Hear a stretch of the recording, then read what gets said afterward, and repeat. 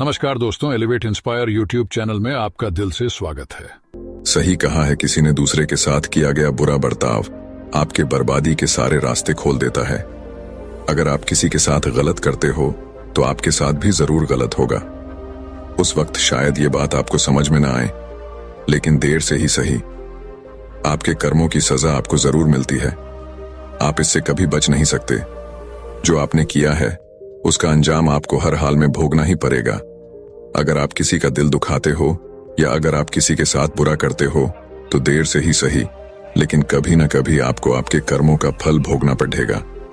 आइए इस बात को हम एक कहानी की मदद से समझने की कोशिश करते हैं। गौतम बुद्ध हर दिन की तरह उस दिन भी सभा कर रहे थे। तब तक एक ने उनसे पूछा कि गौतम बुद्ध, कर्मों का फल कैसा मिलता है? कृपया इस बारे में आप मुझे समझाएं। गौतम बुद्धा कहते हैं, एक समय के बाद रामू और श्यामू नाम के एक गांव में दो भाई रहते थे। श्यामू अक्सर रामू को देखकर जलता था, क्योंकि रामू स्वभाव से बहुत अच्छा था, लेकिन श्यामू का स्वभाव ऐसा नहीं था। उसके दिल में दूसरों के लिए कोई दया नहीं था।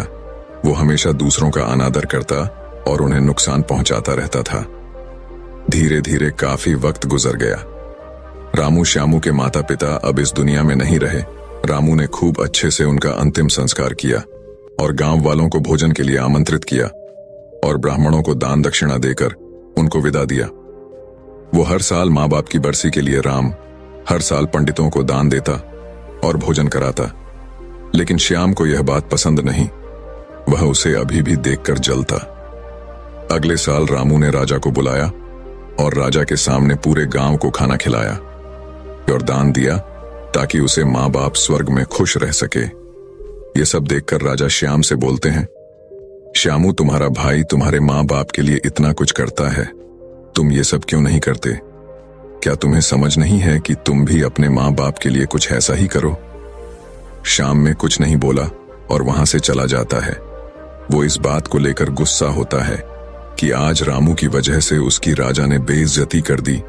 वो अपने अपमान का बदला लेने के बारे में सोचता है और अगले दिन एक ढोंग करना शुरू करता है। नगर के सामने जोर जोर से चीखने लगता है, मेरे माँ बाप मेरे सपने में आए थे, वो स्वर्ग में खुश नहीं हैं। वो चाहते हैं कि कोई उन्हें वहां जाके खाना बना के खिलाए, वो तभी खुश रहेंगे। उन्होंने मुझे सपने में कहा था, जो रामू को मेरे पास भेज दो, वो उनकी बहुत सेवा करता है, वो इसके साथ बहुत खुश रहेंगे। राजा कहते हैं, ये तो अच्छी बात है, लेकिन इसके लिए तो रामू को मरना पड़ेगा। रामू को सब समझ आता है, ये सब कहीं ना कहीं उसको फंसाने की चाल है, लेकिन वो कहता है, चलो इसी बहाने मैं जरूर सेवा करके दिखाऊंगा। रामू मरने को तैयार हो जाता है। वो राजा से कहता है, राजा, आप अगले दिन नदी किनारे एक नाव का बंदोबस्त कराए। मैं नाव से कूदकर नदी में अपनी जान दे दूंगा और फिर मैं स्वर्ग में जाके माँ बाप की सेवा करूंगा। राजा कहते हैं, ठीक है, अगले दिन ये सारे बंदोबस्त कर दिए जाएंगे। रामू नदी से कूद जाता है और सारे गांव में सबको पता लग जाता है कि अब राम इस दुनिया में नहीं रहा। अब वो भी माँ बाप की सेवा करने के लिए स्वर्ग चला गया। श्यामा बहुत खुश था कि उसका इकलौता भाई दुनिया में नहीं रहा। जो भी राजपाट और जमीन है, अब वो सब उसका मालिक बनेगा। धीरे धीरे काफी दिन गुजर चले। एक दिन अचानक से राजा के दरबार के बाहर रामू बैठा होता है और जोर जोर से रो रहा होता है। राजा के सिपाही दरबार में ले जाते हैं और बोलते हैं, ये चमत्कार कैसे हुआ? तुम जिंदा कैसे हो? ये सब क्या बला है? फिर राम बताता है, मैं स्वर्ग में गया था, मैंने वहां देखा, लेकिन मेरे बाबा अब भी खुश नहीं हैं। वो मेरे पे गुस्सा हो रहे थे। उन्होंने मुझसे बोला, तुम्हें वैसे खाना बनाने भी नहीं आता तुमसे। अच्छा तो श्याम है, वो अच्छा खाना बनता है, इसलिए तुम जाओ और तुम उसे भेज दो। राजा श्याम को बुलाते हैं और सारी बात बता देते हैं कि तुम्हारे भाई ने तुम्हारे माँ बाप के लिए इतना त्याग किया है, लेकिन अब तुम्हारी बारी है। क्या तुम उनके लिए ऐसा कुछ नहीं करोगे? श्याम को अब ना चाहते हुए भी आखिर ये काम करना ही पड़ा है। अगले दिन फिर से सारी तैयारी कराई जाती है, लेकिन राम ने सोचा कि अगले दिन मैं जाऊंगा ही नहीं। अगले दिन मैं शहर छोड़कर कहीं चला जाता हूँ।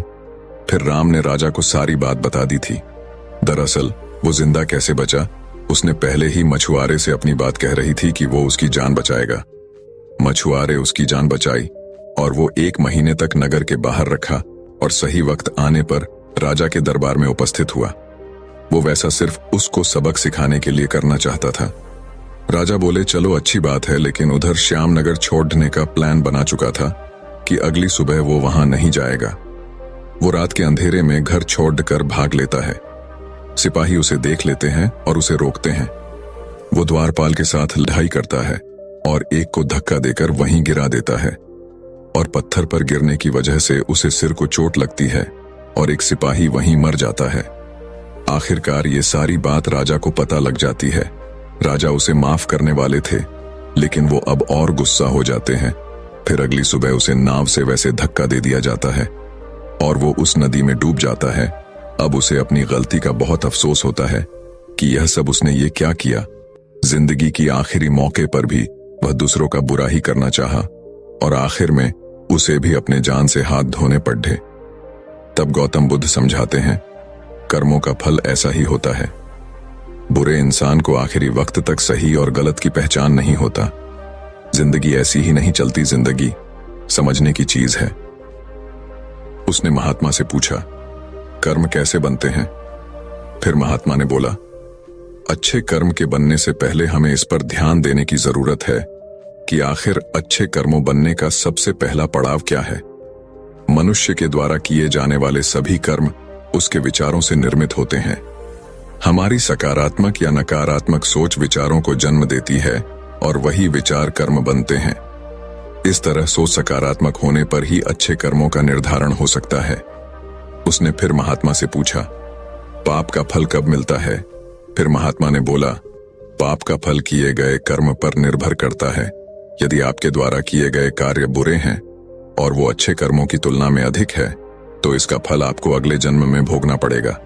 यदि बुरे कर्म कम है तो इसका भुगतान आपको इसी जन्म में करना होगा। इस प्रकार यह चक्र चलता रहता है। जब तुम जिंदगी को समझते हो तब तुम खुद को समझ पाते हो। तुम तभी देखोगे कि इस दुनिया में जितने भी जीव जंतु, पेड़ पौधे हैं, सब तुमसे जुड़े हैं। उनकी रक्षा करना, उनके बारे में अच्छा सोचना और उनका भला करना भी तुम्हारी जिम्मेदारी है। जब तुम दूसरों के लिए अच्छा करते हो तो बदले में तुम्हारे लिए भी अच्छा होता है। लेकिन जब तुम किसी दूसरे का बुरा करते हो और तुम्हें लगता है कि तुम्हारे साथ बुरा नहीं होगा, और हो सकता है कि शायद उस वक्त तुम्हारे साथ बुरा ना भी हो, लेकिन ऐसा कुछ नहीं, कभी ना कभी तुमको उसका हर्जाना भुगतना ही पड़ता है। इसीलिए तुम्हें यहाँ पे किसी का बुरा करने का कोई हक नहीं है। तुम्हें यहाँ पे किसी के साथ गलत व्यवहार करने का कोई हक नहीं है, क्योंकि कर्मों का फल कभी ना कभी मिलता ही है। बाकी अगर ये कहानी आपको अच्छी लगी हो तो इस वीडियो को लाइक करें और ऐसी और कहानी सुनने के लिए the elevate inspire YouTube channel को सब्सक्राइब करें। तब तक मिलते हैं हम आपसे ऐसी ही एक और प्रेरणादायक कहानी के साथ अगले दिन। धन्यवाद।